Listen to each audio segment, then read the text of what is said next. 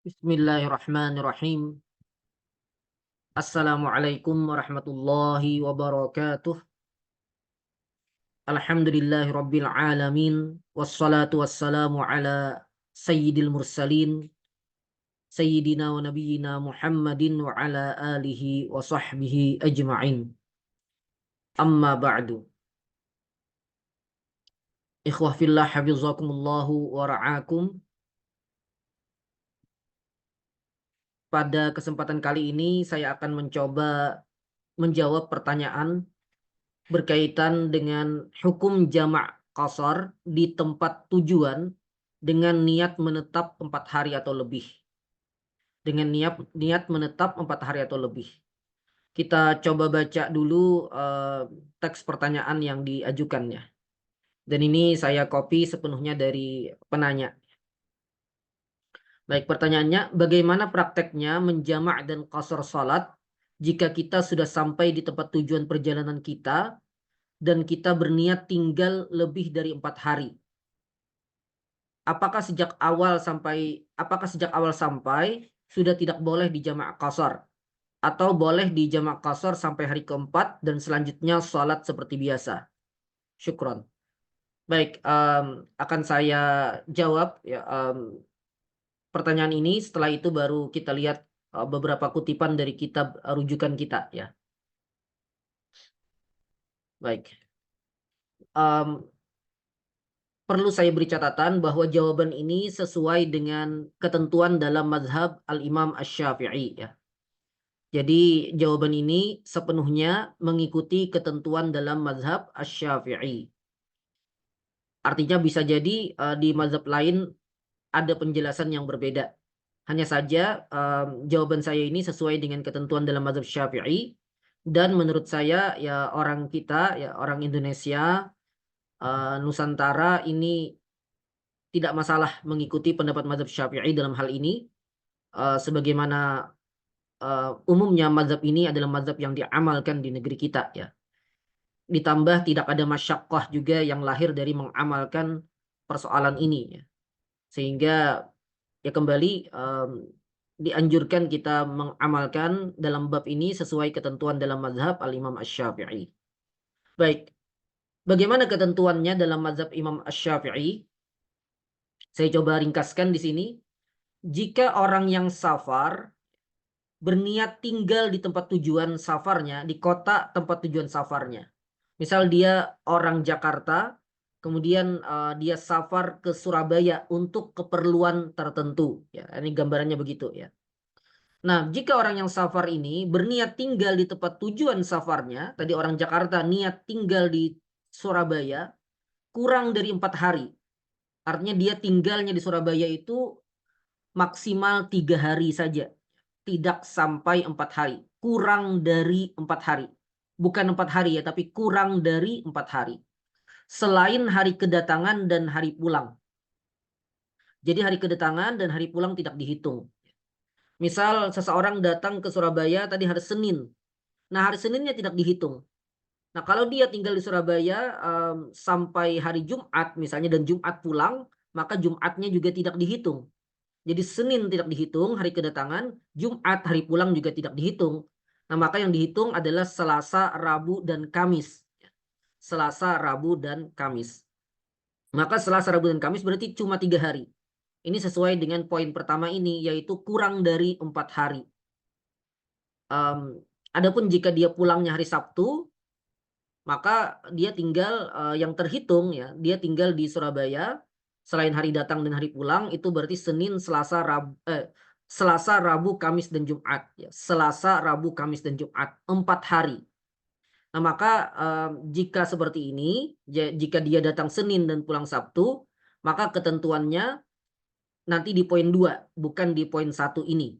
Baik, mudah-mudahan cukup jelas ya.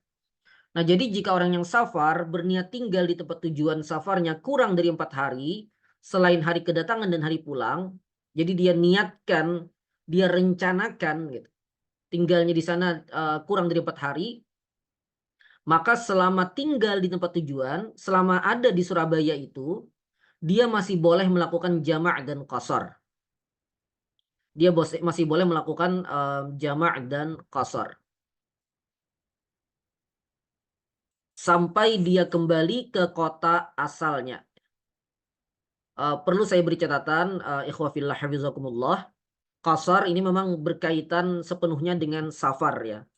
Makanya di kitab-kitab nanti yang kita jadikan rujukan saat membahas hal ini, mereka masukkan ini dalam pembahasan tentang syarat-syarat kebolehan qasar gitu. Nah, namun jama' dimasukkan karena dia rukhsahnya sama, yaitu karena safar gitu. Dengan ketentuan juga secara umum sama ya. Safarnya harus 2 marhalah gitu, atau lebih gitu. Nah, hanya saja jama' sebenarnya lebih luas ya, karena ada juga jama' di luar safar. Misalnya dalam mazhab Syafi'i ada jama' ketika hari hujan misalnya.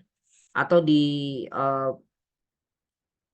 pendapat lain yang dikemukakan oleh Syafi'iyah, meskipun ini bukan mu'tamad, misalnya boleh jama' saat sakit gitu, meskipun tidak safar.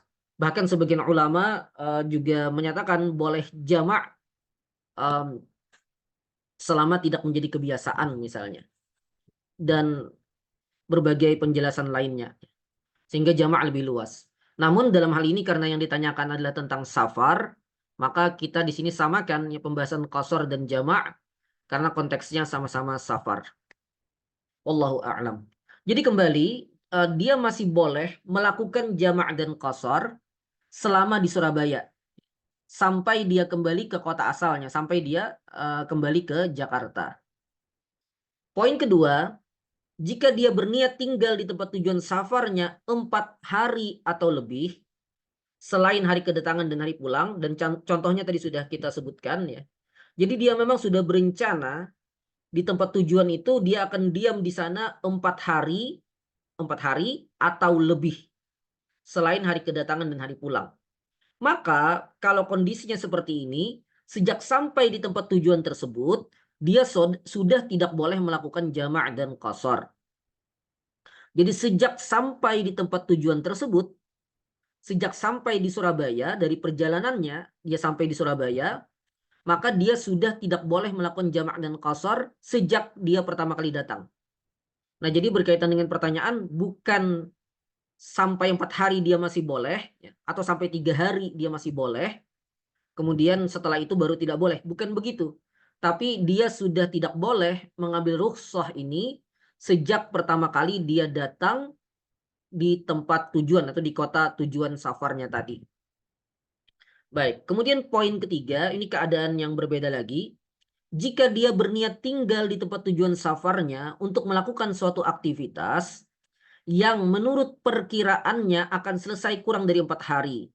Misal dia datang ke satu kota untuk urusan bisnis, untuk meeting misalnya dengan beberapa rekan bisnisnya yang ya dia rencanakan itu kurang dari 4 hari selesai gitu. Kemudian dia pulang. Tapi ternyata ada satu hal di sana sehingga mengharuskan dia tetap menunggu sampai beberapa hari kemudian misalnya. Atau dia misalnya ke kota tertentu untuk tujuan berobat, ke Singapura misalnya untuk berobat gitu. Dan perkiraan awal kurang dari 4 hari dia sudah bisa pulang gitu misalnya. Namun ternyata harus menunggu lebih lama.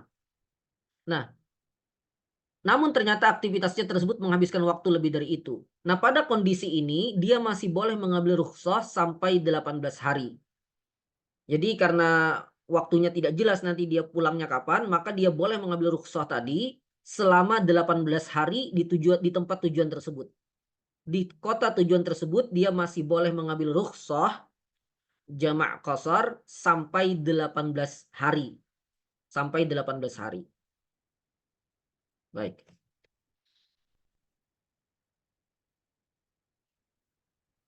Baik, mudah-mudahan cukup jelas ya. Ini 3 poin yang berbeda.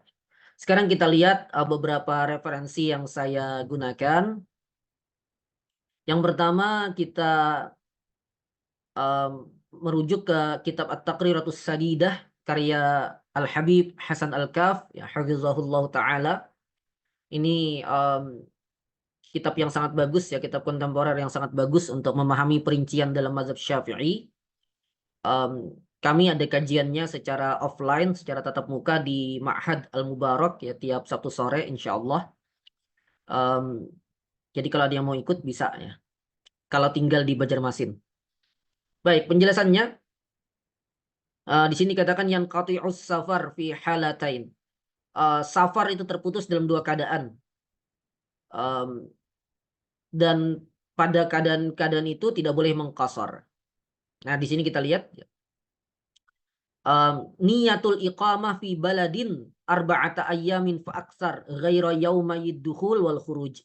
Niat tinggal, iqamah tinggal di negeri atau kota yang dijadikannya tujuan 4 hari atau lebih. Arba'ata ayyam fa aksar. 4 hari atau lebih selain hari masuk dan hari keluar. Selain hari masuk dan hari keluar. Karena hari masuk dan hari keluar itu masih dianggap sebagai bagian dari aktivitas safar gitu, sehingga tidak dihitung. Baik. Artinya kalau dia tinggalnya kurang dari 4 hari masih boleh untuk mengambil rukhsah. Kemudian dikatakan di sini idza aqama fi mawdi'in liqada'i hajatin yatawaqqa'u qada'aha fi aqal min 4 ayyam. Apabila dia tinggal di satu tempat untuk memenuhi keperluannya yang dia perkirakan akan bisa ditunaikan, akan bisa dilakukan keperluannya tersebut ya. Aqal min 4 ayyam, kurang dari 4 hari. Kurang dari 4 hari. Fata'akharat, tapi ternyata tertunda. Artinya ternyata lewat dari yang dia rencanakan, yang dia perkirakan gitu. Maka fayajuzu lahu tarakhus ila samaniyata asyara yauman. Boleh ia mengambil rukhsah sampai 18 hari, sesuai penjelasan saya. Kita lihat di kitab berikutnya, ini liyatafaqahu fiddin, kitab karya Dr. Abdul Ilah Al-Arfaj, hafizahullah ta'ala, kontemporer juga. Nah, di sini beliau katakan wa yajuzu lil muqim fi ghairi baladihi iqamatan qasirah wa hiya allati taqillu an 4 ayyam sahihah.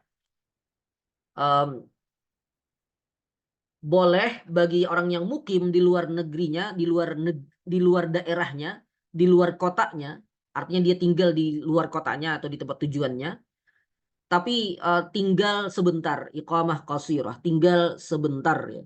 Tinggal sebentar. Nah, tinggal sebentar itu adalah tinggal kurang dari 4 hari. Kurang dari 4 hari yang sahih, ya, di luar hari datang dan hari pulang. Gitu. Dan boleh untuk mengqasar salat di sini katakan. Adapun jika dia berniat tinggal 4 hari atau lebih, tinggal 4 hari atau lebih, fala yajuzu lahul qasar munzu bad'i iqamatihi.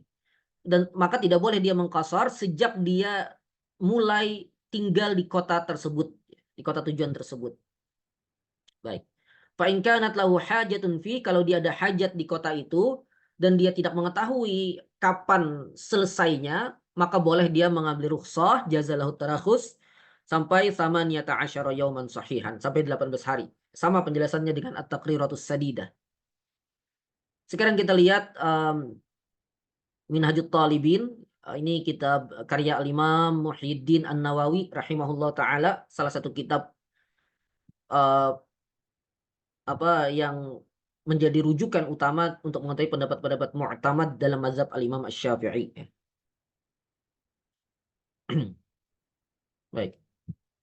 Walau nawa iqamata 4 ayyamin bi maudhi'in, kalau dia berniat tinggal 4 hari di satu tempat, in qata'a safaruhu bi wusulihi, maka safarnya sudah terputus dengan dia sampai di tempat tersebut. Wala yuhsabu minha, dan tidak terhitung dalam 4 hari tadi itu yauma dukhulihi wa khurujihi 'ala sahih. Hari masuk dan hari keluarnya menurut pendapat yang paling sahih ya. Menurut pendapat yang sahih. Tidak termasuk dalam 4 hari itu hari datang dan hari keluar. Kemudian walau aqama bi baladin biniyati an yarhala. Kalau seseorang tinggal di suatu negeri atau suatu kota atau suatu daerah dengan niat dia akan keluar dari kota itu atau dia akan meninggalkan kota itu idza hasalat hajatun yatawaqqa'uha kulla waqtin. Jika atau ketika dia akan pulang atau keluar dari kota itu atau meninggalkan kota itu jika hajatnya itu sudah terpenuhi atau sudah tertunaikan ya.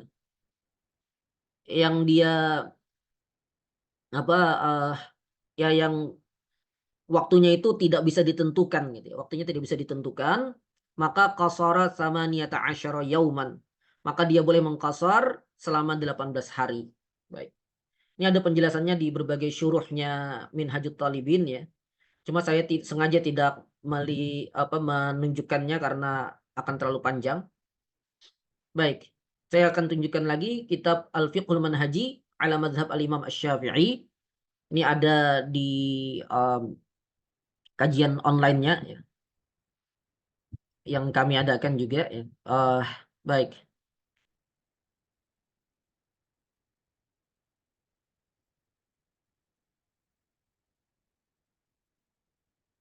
Nah, di sini berkaitan dengan kebolehan qasar ya, bahwa dia si musafir tidak berniat untuk tinggal selama 4 hari, tidak tinggal selama 4 hari selain hari datang dan hari keluar di tempat yang dia menjadi tujuan safarnya. Jika dia niatkan seperti itu, maka tempat atau negeri atau kota yang dia jadikan tujuan tadi hukumnya seperti hukum dia tempat tinggalnya sendiri. Sehingga pada saat itu dia tidak boleh lagi qasar di sana. Adapun idza kana nawiyan an yuqima aqal min arba'ati ayyam, jika dia berniat untuk tinggal di kota itu kurang dari 4 hari atau dia tidak mengetahui berapa lama dia akan tinggal di sana karena ada pekerjaan yang harus dia lakukan dan dia tidak tahu kapan selesainya, maka dia boleh mengqasar di keadaan pertama yang kurang dari 4 hari tadi. Dia boleh mengqasar di kota itu sampai dia kembali ke batas kota asalnya. Jadi sampai dia kembali ke kota asalnya. Sedangkan pada keadaan kedua yang dia tidak mengetahui kapan selesainya tadi, dia boleh mengqasar di kota tujuannya tadi selama 18 hari selain hari datang dan hari pulang. Baik. Nah, sekarang kita lihat dalil di Al-Fiqhul Manhaji ini ya. Imam Abu Dawud meriwayatkan dari Imran ibn Husain radhiyallahu anhu, beliau mengatakan, "Ghazautu ma'a Rasulillah sallallahu alaihi wasallam wa syahidtu ma'ahu al-fath." Saya berperang bersama Rasulullah sallallahu alaihi wasallam dan saya juga menyaksikan Fathu Makkah bersama Rasulullah, maksudnya ikut Fathu Makkah bersama Rasulullah. Fa aqama bi Makkah thamaniyata asyrata lailatan. Dan Nabi kemudian tinggal di Makkah selama 18 malam di Makkah, di Fathu Makkah itu. La yusalli illa raq'ataini. Dan beliau tidak salat yang 4 rakaat kecuali 2 rakaat saja. Artinya beliau qasar. Nah, di sini selama 18 malam ya. Mengapa? Ya karena Nabi SAW tinggal di sana ini di di tahun Fathu Makkah untuk memerangi kalangan Hawazin ya. Dan beliau mengqasar salat karena ya tidak tahu kapan selesainya kegiatan beliau atau aktivitas beliau di sana itu gitu. Baik, ini di antara dalil yang menunjukkan apa yang sudah kita bahas tadi ya.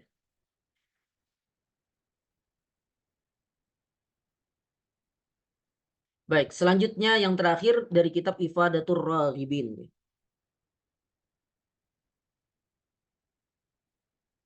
Ifadatur Raghibin ini semacam syarah untuk Minhajut Talibin, karya Dr. Mustafa Dib Al-Bugha ya, dan syarahnya lebih fokus kepada pendalilan ya.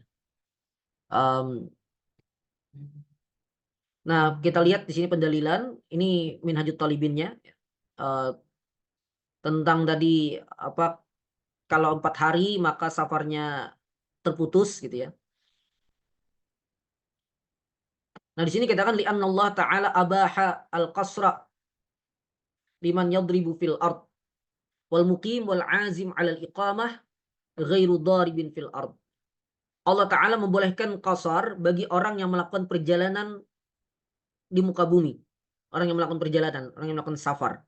Sedangkan orang yang mukim, orang yang tinggal di satu daerah, gitu, atau orang yang berazam untuk tinggal di sana, untuk tinggal di suatu daerah itu, berarti dia tidak melakukan perjalanan di muka bumi. Sehingga berarti orang yang seperti ini tidak boleh untuk melakukan qasar atau rukhsah safar, gitu.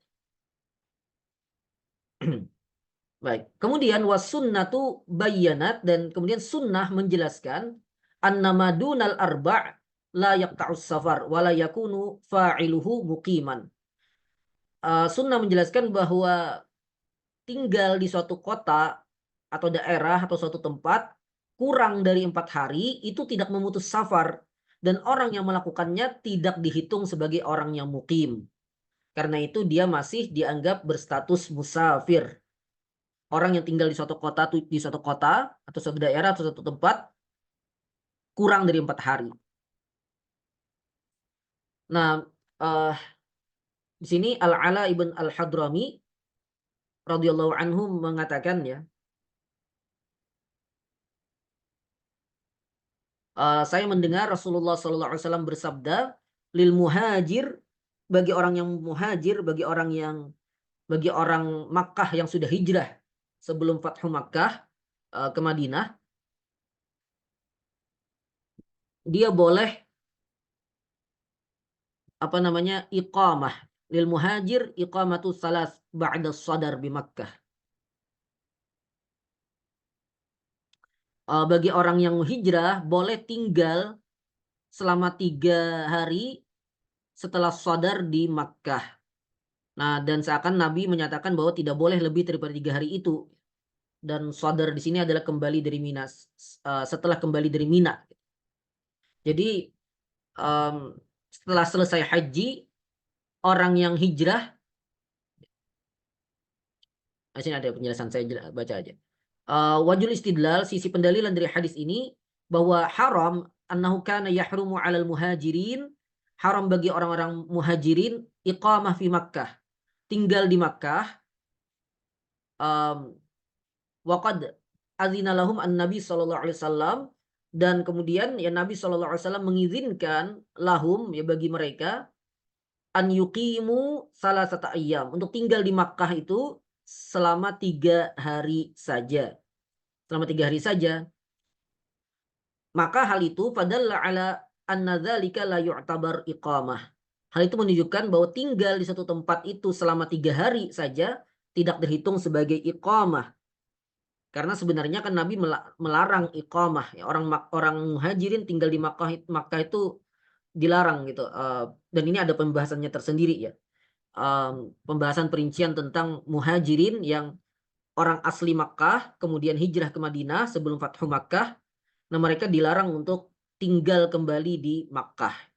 Nah, tinggal kembali di Makkah. Dan ini ada pembahasan tersendiri dan kita tidak fokus ke sana.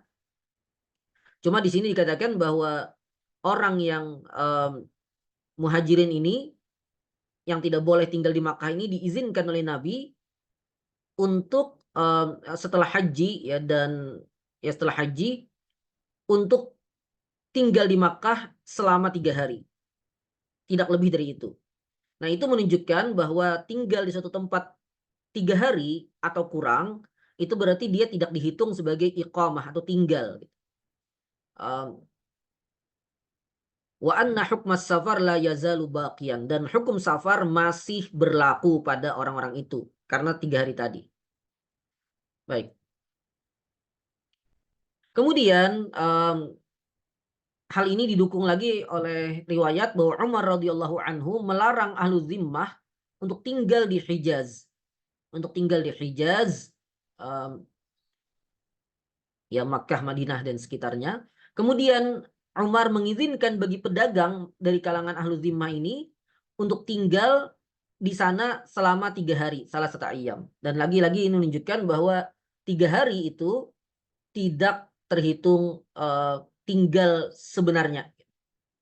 Kemudian juga ada riwayat dari Imam Malik dalam Al-Muwatta, riwayat Muhammad ibn Al-Hasan, bahwa Umar radhiyallahu anhu menetapkan bagi kalangan Nasrani, Yahudi, dan Majusi boleh tinggal di Madinah selama 3 malam.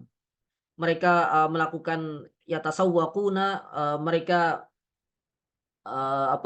berjual beli di sana dan wayaqduna hawaijahum, dan menunaikan keperluan mereka selama 3 malam tadi itu.